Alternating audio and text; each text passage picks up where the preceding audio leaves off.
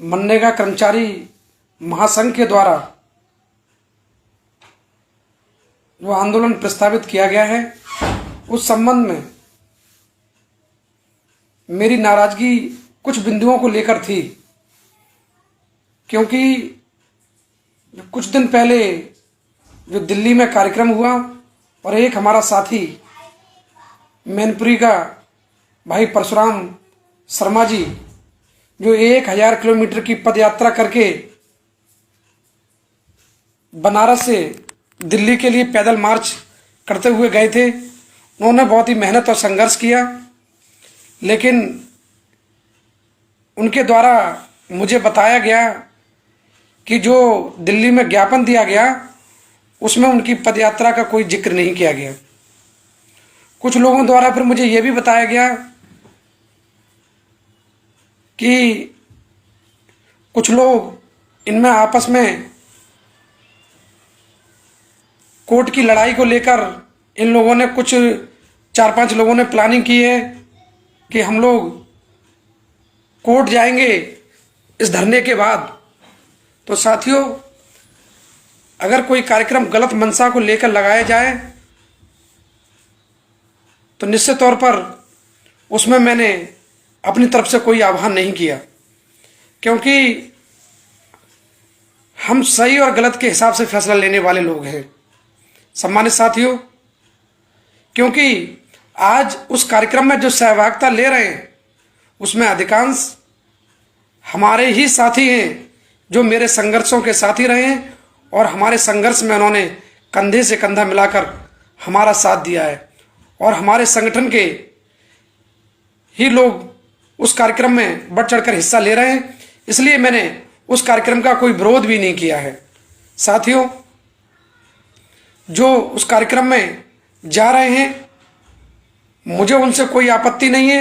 एक मेरी आपत्ति ये भी है कि अगर वार्ता में आप लोगों को बुलाया गया था तो कम से कम किसी भी स्तर पर आप लोगों की वार्ता हो रही थी तो वहां जाकर किसी पटल पे बात रखनी चाहिए थी। वहां सहमत नहीं होते, उसके बाद आप ये कह सकते थे कि मनरेगा सेल में अपर आयुक्त स्तर पर या आयुक्त स्तर पर हम लोगों की पूर्व में कई बार हमारे साथियों की कई बार बात हो चुकी है, लेकिन आज तक कोई भी निष्कर्ष नहीं निकला है। इसलिए हमारा जो कार्यक्रम 3 तारीख को प्रस्तावित है, हम वो कार्यक्रम करेंगे। जब तक उच्च अधिकारी जो भी वार्ता हुई है उस पर निर्णय नहीं ले लेते हैं, तब तक हम लोग इको गार्डन में अनिश्चितकालीन धरने पर बैठेंगे। निश्चित तौर पर मैं उस कार्यक्रम का समर्थन करता, लेकिन साथियों मैं विरोध भी नहीं कर रहा हूं और ना मैं उस कार्यक्रम का कोई समर्थन कर रहा हूं, क्योंकि उस कार्यक्रम में ना तो मुझसे कोई सलाह ली गई है। सलाह लेने का मतलब मैं ये नहीं कह रहा कि मुझसे ही सब कुछ पूछा जाए, लेकिन कुछ कार्य ऐसे होते हैं जब आप लोग आगे बढ़ रहे हो, सब हम मेरे ही साथी हो, मेरे कंधे से कंधा मिलाकर मेरा सहयोग किया है। मैं भी आप सब लोगों का सम्मान करता हूं, लेकिन सही और गलत को भी मैं समझता हूं। एक आपके परिवार का मुखिया होने के नाते, आपके परिवार का सदस्य होने के नाते मैं आपको सही सलाह ही देता, लेकिन आप लोगों ने जब मेरी सलाह को नहीं समझा तो मेरा कोई विरोध नहीं है। कोई कार्यक्रम रखा है उसमें जाना चाहिए, संघर्ष करना चाहिए। बगैर संघर्ष के आज तक कभी किसी को कुछ नहीं मिला है। इसलिए जो वो संघर्ष कर रहे हैं, इसलिए मैं उनको धन्यवाद भी देता हूं। लेकिन साथियों, संघर्ष ऐसे हिसाब से करना चाहिए जहां इतना पैसा बहाया जाता है। मैं मानता हूं संघर्ष मैंने भी किया, बहुत कुछ चीज़ों में रिजल्ट नहीं आया, लेकिन साथियों उसका भी हमको अनुभव है।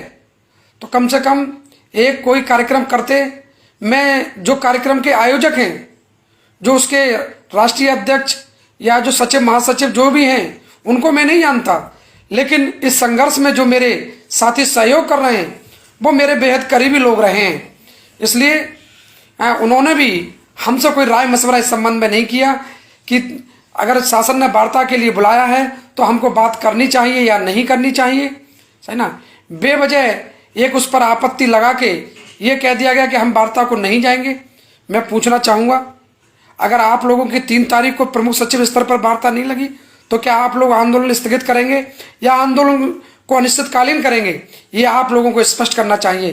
क्योंकि आज की स्थिति में ग्राम रोजगार सेवक, ये मैं स्पष्ट कह देना चाहता हूं, अगर किसी रोजगार सेवक के दिमाग में ये हो कि अब हम नियमित हो जाएंगे, पंचायत सहायक के बाद ग्राम रोजगार सेवकों का अस्तित्व पूर्ण रूप से समाप्त हो चुका है। ये भी ध्यान रखने की आप लोगों को जरूरत है।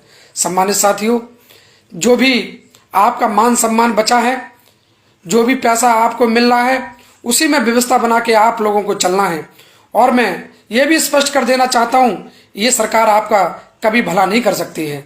सम्मानित साथियों, अगर परिवर्तन होता तो निश्चित तौर पर ग्राम रोजगार सेवकों का इस बार भला होता। लेकिन साथियों,